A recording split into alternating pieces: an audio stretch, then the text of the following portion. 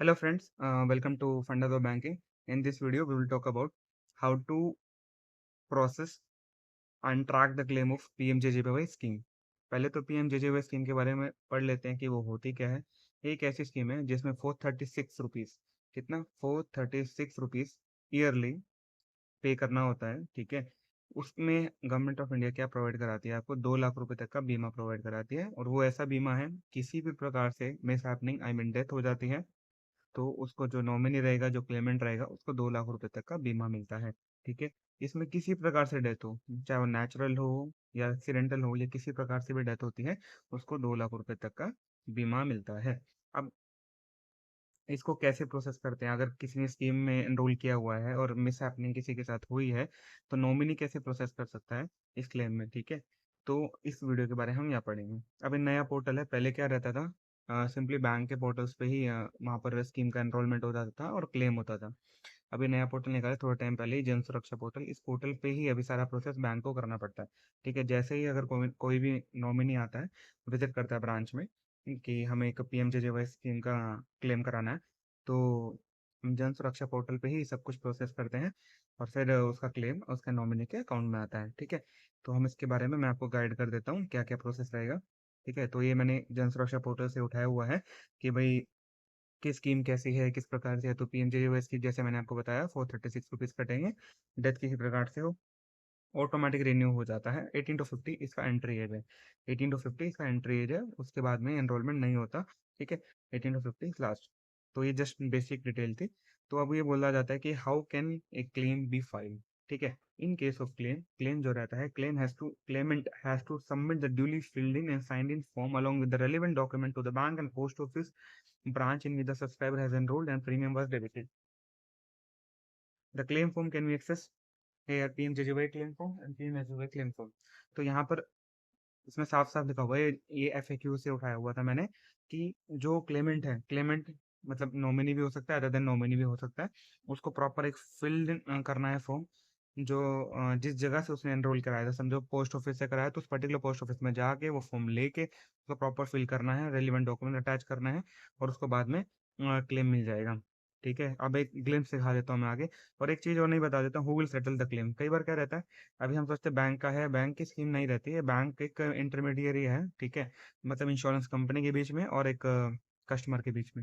Actually क्या होता है, जो इंश्योरेंस कंपनी है उसके साथ बैंक का टाई अप रहता है। जैसे एसबीआई बैंक का टाई अप एसबीआई लाइफ के साथ में, पीएनबी का पीएनबी मेट लाइफ के साथ में, ऐसे सोन हर बैंक का टाई अप रहता है इंश्योरेंस कंपनी के साथ में। वो जस्ट डॉक्यूमेंट रिसीव करते हैं और अपने डेटाबेस में अपलोड कर देते हैं, तो बाद में इंश्योरेंस कंपनी को एक्सेस करके क्लेम प्रोसेस किया जाता है। ठीक है, तो उसमें हमारा कुछ नहीं है, बैंक का इंटरनल थिंग्स है, कस्टमर को इस चीज़ से कोई लेना देना नहीं है। अब आता है, देखो एक सिंपल कॉमन फॉर्म बनाया गया था पीएमजेजेवाई का, सब बैंक्स के लिए, सबका इंश्योरेंस कंपनी सबसे कॉमन है। ऐसा बोला जाता है कि जब भी ऐसा कुछ मिस हैपनिंग होती है तो 30 दिन के अंदर वो करा ले तो अच्छा है, 30 दिन के अंदर उसको मतलब क्लेम सबमिट कर दे। तो उसमें क्या क्या लिखा हुआ है, क्या क्या भरना है, to be filled by nominee, इसके अंदर सेक्शन रहेंगे कि कुछ कुछ नॉमिनी के द्वारा भरा जाएगा, कुछ बैंक के द्वारा भरा रहेगा, है ना। तो in case of nominee is a minor, he is a appointee, मतलब कई बार क्या नॉमिनी माइनर है तो उसका जो गार्जियन होगा वो भरेगा। In case of no nomination, nomination नहीं है और the nominee deceasing insured member, अगर जिसका इंश्योर्ड मेंबर इसकी डेथ हुई है उससे पहले भी नॉमिनी की अगर डेथ हो जाती है, तो क्लेमेंट की बात आ जाती है, Clement legal hairs of insured. Suppose mister A है, या फिर से बात करते हैं मिस्टर ए, ए का जो है एक सन है बी। ठीक है, समझो बी, ठीक है, अभी ए के डेथ से पहले बी की डेथ हो जाती है। ठीक है, तो बी है नहीं, अभी नॉमिनी है नहीं, तो ए का जो लीगल रिप्रेजेंटेटिव होगा, वो लीगल हेयर्स होगा या लीगल रिप्रेजेंटेटिव होगा ना, वो एक क्लेमेंट के तौर पे यहाँ माना जाएगा और उसको फाइल करना पड़ेगा। ठीक है, वो एक क्लेमेंट हो गया, बट वो नॉमिनी नहीं है। नॉमिनी कौन अपॉइंट किया गया था, बी अपॉइंट किया गया था, बट बी है ही नहीं, तो अभी तो हम किसको लेके चलेंगे, इसको लेके चलेंगे, लीगल हेयर को। जो लीगल हेयर जो भी हो, रिस्पेक्टिव एक के जो और बच्चे होंगे उसको वो एक तरह से क्लेमेंट माने जाएंगे। तो अभी डिसीज मेंबर की डिटेल्स आएगी। पार्ट 1 में आता है डिसीज मेंबर जिसकी डेथ हुई है, उसका address, name on village town city, name of district, normal चीजें हैं, name of state, pin code, bank account या post office account number, date of death, किसी दिन डेथ हुआ, कॉज ऑफ डेथ, एक्सीडेंट हुआ या अदर, जैसे मान लो नेचुरल डेथ हुआ, हार्ट अटैक हुआ या कोई और अदर टाइप की डेथ हुई। ठीक है, कोई और मान लो कोई ऑर्गन फेलियर हो गया तो उस पर्टिकुलर टाइप में हमें लिखना पड़ता है। ठीक है, कॉज ऑफ डेथ क्या है, एक्सीडेंट भी हो सकती है, जो भी हो वट एवर। अब अगर document attach as proof of death, अभी हमें प्रूफ ऑफ डेथ के लिए डॉक्यूमेंट अटैच करना है। ठीक है, कह रहा है कि in case of death due to accident within 30 days of joining the scheme. तो कह रहा है कि in case of death due to accident within 30 days of joining scheme proof of accident. तो सपोज मान लीजिए 30 दिन के अंदर अगर डेथ हो जाती है, ठीक है, तो in case of death due to accident within 30 days, मान लो ये डॉक्यूमेंट अटैच करने का मतलब यहाँ पर यह है कि 30 दिन के अंदर मान लो डेथ हो जाती है ज्वाइन स्कीम के ज्वाइन करने करने के टाइम पे, तो उसका जो प्रूफ है एक्सीडेंट का वो आपको अटैच करना है, ठीक है, या फिर अगर नॉर्मल हुई है तो नॉर्मल की जैसे आपका जो भी रहता है डेथ सर्टिफिकेट वो आपको अटैच करना है, ठीक है। आधार नंबर ऑप्शनल है, ऑल्दो आधार नंबर सबके पास रहता है तो डाल देना चाहिए। पैन नंबर है, ये जस्ट डिसीज की डिटेल्स है इसमें, है ना, डिसीज की जस्ट डिटेल्स है इसमें। उसके बाद है डिटेल ऑफ नॉमिनी, नॉमिनी की डिटेल आएगी। नॉमिनी की डिटेल मतलब जो जो बेसिकली जो अपना रिप्रेजेंट कर रहा है उसको कि हाँ भाई मेरे को फाइल करना है, मेरे को क्लेम लेना है इसका। नॉमिनी का नाम, age, in case of nominee is a minor, open name of appointee मतलब जो गार्जियन रहेगा वो, in case of no nomination, nomination नहीं है जो हमको बताया, क्लेमेंट का नाम, proof of death of nominee, in case of nominee proceeding, अगर सम टाइम जैसे मैंने आपको बताया मिस्टर बी की डेथ हो गई पहले ही, ए के डेथ से पहले, तो उसका उसका प्रूफ लगेगा कि भाई बी नॉमिनी था बट बी की डेथ हो गई, तो क्लेमेंट अभी फाइल कर रहा है तो बी के भी प्रूफ लगेंगे डेथ के, ठीक है। रिलेशनशिप ऑफ नॉमिनी, क्लेमेंट जो रिलेशन के सन ब्रदर जो भी है, mobile number, contact email address, contact address, जो सारी डिटेल्स इसमें आएंगी। उसके बाद कहता है कि बैंक अकाउंट का account number, name of bank, branch, IFSC code, हमें डिटेल डालनी पड़ती है कि कौन सा बैंक में रिसीव करना चाहते हैं। आधार नंबर, पैन नंबर, नॉमिनल से डिटेल्स है, केवाईसी अटैच है, प्रूफ केवाईसी मतलब आधार आ सकता है, आधार हो सकता है एंड पैन हो सकता है, आधार, पैन या अदर कोई डीएल, तो वो सारे को डॉक्यूमेंट ऐसे ओवीडी, ओवीडी मतलब होता है ऑफिशियली वैलिड डॉक्यूमेंट, ठीक है। I hereby declare the details submitted above are true और the best of my knowledge, the document attach in the support disclaimer genuine. बस इसमें डिक्लेरेशन भरवा रहे हैं कि भाई सब कुछ सही है, सब जेन्युइन है, मैंने कुछ छिपाया नहीं गया है, मैंने कहीं भी और जगह से क्लेम नहीं प्रोसेस किया है किसी और बैंक से, तो ठीक है। डेट और सिग्नेचर ऑफ नॉमिनी का डेट आ जाएगा। अटैच डॉक्यूमेंट मैंने आपको बताया प्रूफ ऑफ डेथ, मतलब एक्सीडेंटल हो या फिर डेथ सर्टिफिकेट जो भी है, डेथ सर्टिफिकेट वैसे अपने आप में एक प्रूफ रहता है। अगर एक्सीडेंटल है तो एक्सीडेंटल के डेथ होते हैं, जैसे एफआईआर होती हैं, और वहाँ एफआईआर होने के बाद में अगर कुछ बड़ा केस हो गया तो एमएसीडी का रहता है, मोटर एक्सीडेंट क्लेम ट्रिब्यूनल, वहाँ से सारे ऑर्डर्स निकलते हैं कि किस हिसाब से क्या हुआ, ठीक है। फिर हॉस्पिटल में एडमिट होता है, फिर डिस्चार्ज होता है, तो सारे डॉक्यूमेंट एक्सीडेंटल डेथ के केस में होगा। नेचुरल में ज़्यादा कुछ नहीं रहता, तो सिंपल डेथ सर्टिफिकेट दिया तो भी चल जाता है। आधार नंबर, पैन नंबर मैंने आपको बताया, केवाईसी डॉक्यूमेंट हुए नॉमिनी के, अपॉइंटी क्लेमेंट के, फर्स्ट 2 पेजेस ऑफ पासबुक, ठीक है। अब ये बोल रहा है कि पहले 2 पेजेस पासबुक के या फिर बैंक अकाउंट जो कि स्टेटमेंट शो कर रहा है, या कैंसिल चेक नॉमिनी का, मतलब एक तरह से अकाउंट डिटेल वेरीफाई करने के लिए कि हाँ भाई ये सही अकाउंट है। Proof of death of nominee, in case अगर नॉमिनी डेथ होती है, proof of Clement being the claim, अगर कोई बोल रहा है कि हाँ मैं इसका क्लेमेंट हूँ, नॉमिनी की डेथ हो गई, तो उसको भी प्रूफ दिखाना पड़ेगा कि हाँ कि वो पर्टिकुलर बंदा या फिर कोई जो भी लेडी होगा जो भी होगा या बच्चे होंगे वो किस हिसाब से वो क्लेमेंट है, उसका क्या इशू है ना, मतलब क्या उसके बीच में वो है, मतलब इनके बीच में ऐसा क्या रिलेशन है वो शो करना पड़ेगा। एडवांस रिसिप्ट, हमें पैसे जैसे जब हम नॉमिनी क्लेम करता है ना, तो उसको पहले ही मतलब एडवांस रिसिप्ट के लिए फाइल कर देना पड़ता है कि एडवांस रिसिप्ट में of discharge of claim duly filled in sign, मतलब वो दिखा देता है कि मेरे को इतना इतना अमाउंट क्लेम मिल चुका है, और रिवेन्यू टिकट पर साइन कर देता है, क्योंकि वो क्लेम हो गया तभी तभी तो पैसा आएगा और वो शो करना पड़ेगा मुझे मिल गया, तो एडवांस रिसिप्ट देनी पड़ती है for discharge of claim duly filled in sign.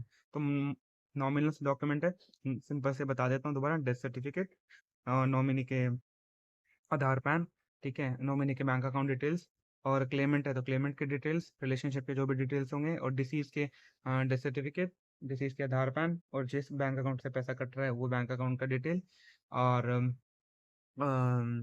या फिर एक्सीडेंटल डेथ है तो एक्सीडेंटल के सर्टिफिकेट जो भी रहेंगे वैसा। अब कुछ डिटेल्स है जो कि बैंक भरता है, उसमें हमें देखने की जरूरत नहीं है, बैंक अपने आप भर लेगा, भाई बैंक अकाउंट नंबर कौन सा है, बैंक कौन सा है, branch name, IFSC, father name, mother name और डिसीज मेंबर, बैंक भरेगा, डेट ऑफ बर्थ भरेगा, इंश्योरर का डिटेल, नॉमिनी का डिटेल, कब पैसा कटा, रेमिट कब किया इंश्योरर के अकाउंट में, है ना। तो प्लेस और डेट वो अपने भर के अपना सही स्टैम्प करके आगे वो ये प्रोसीडिंग करते हैं। ये है हमारा advance receipt of discharge of claim. ये शो करता है कि भाई in consideration of approval my claim referred about, I here accept from insurance, insure का नाम आएगा, the sum of rupees of 2 lakh rupees in full and final settlement and discharge of my claim under said policy covering insurance factor mister year. तो ये बताते हैं कि मैं accept करता हूँ ये इंश्योरेंस कंपनी से मेरा जो क्लेम है पूरा, और इस पर्टिकुलर बंदे के डेथ के रिस्पेक्ट में। तो इस विटनेस का एक साइन हो जाता है या नॉमिनी का साइन हो जाता है, एक नॉमिनी का रिवेन्यू टिकट लगा दी जाती है, रिवेन्यू टिकट मतलब एक 1 रुपये की 1 रुपये टिकट होती है, उसको साइन करा लिया जाता है और वो दिखाता डिक्लेरेशन देता है कि मेरे को अमाउंट मिल गया है ना। तो ये काउंटर साइन किया जाता है ब्रांच ऑफिस से। तो जिस दी गई मोटा-मोटा डिटेल था कि कैसे किसी को क्लेम प्रोसेस करना है। बाकी यूज़फुल इन्फॉर्मेशन इसके अंदर आगे और भी लिखी हुई है। वो पढ़ना चाहे तो पढ़ सकते हैं। ज़्यादा कोई डिटेल नहीं है, नॉर्मल सी डिटेल्स हैं, ठीक है? तो वो क्या-क्या है मैं एक बार ब्रीफ कर देता हूँ।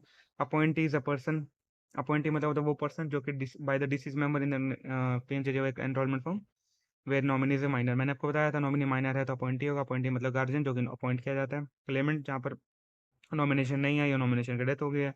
एक्सीडेंटल मतलब कोई सडन अनफोर्सीन सडन हो गया, अनफोर्सीन हो गया। Involuntary event caused by external violent visible means no claim shall be payable in case of death occurring within 30 days from the date of joining and rejoining the policy except in case of death of vaccine. मैंने पहले भी ऊपर बताया था पीएमजेजेवाई scheme क्या बोलती है कि अगर 30 दिन के अंदर डेथ होती है, 30 डेज के अंदर अगर डेथ होती है, खाली एक्सीडेंटल केस में, खाली एक्सीडेंटल जो केस है ना, एक्सीडेंटल केस में ही क्लेम प्रोसेस होगा। अगर 30 डेज के अंदर डेथ होती है एक्सीडेंट के केस में ही क्लेम प्रोसेस होगा, अदरवाइज क्लेम रिजेक्ट हो जाएगा। सपोज आज किसी ने एनरोल किया, ठीक है? तो आज समझो 24 ऑफ जून है, तो 24 ऑफ जुलाई से पहले पहले अगर किसी की नेचुरल डेथ भी होगी ना, तो भी क्लेम प्रोसेस नहीं होगा नेचुरल डेथ के केस में 30 डेज के अंदर, तो क्लेम रिजेक्ट हो जाएगा। बट एक्सीडेंटल केस में एप्लीकेबल होगा। ये ऊपर भी मैंने पढ़ लिया था। अब आता है document in support of proof of death. Death certificate अपने आप में एक प्रूफ है। होटल स्टार समरी, ठीक है? अगर डिसीज मेंबर है वो भी एक तरह से प्रूफ है। एनी ऑफ द फॉलोइंग, देखो किसी भी कोई भी एक डॉक्यूमेंट इसमें देंगे तो भी हो जाता है।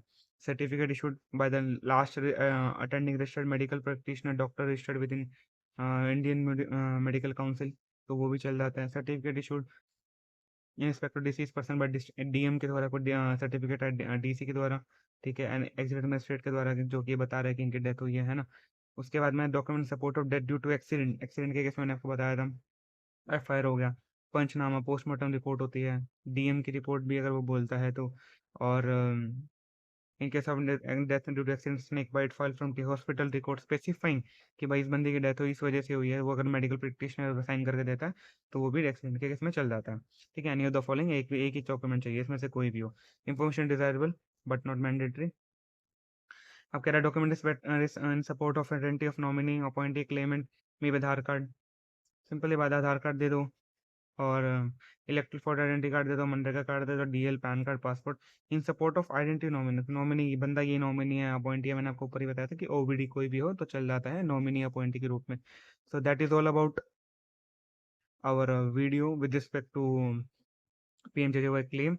अभी जैसे अब क्लेम फाइल किया जाता है तो एक यूआरएन नंबर मिलता है, तो मेक श्योर यूआरएन नंबर आप बैंक से या पोस्ट ऑफिस से ले लें, और उस यूआरएन नंबर से आप फर्दर ट्रैक कर सकते हैं पर्टिकुलर मेल्स लिख के, जो इंश्योरेंस कंपनी है उससे, या बैंक से भी बैंक से भी फॉलोअप ले सकते हैं यूआरएन नंबर से, किस डेट को हुआ उस डेट का भी आपको मैसेज भी आ जाता है।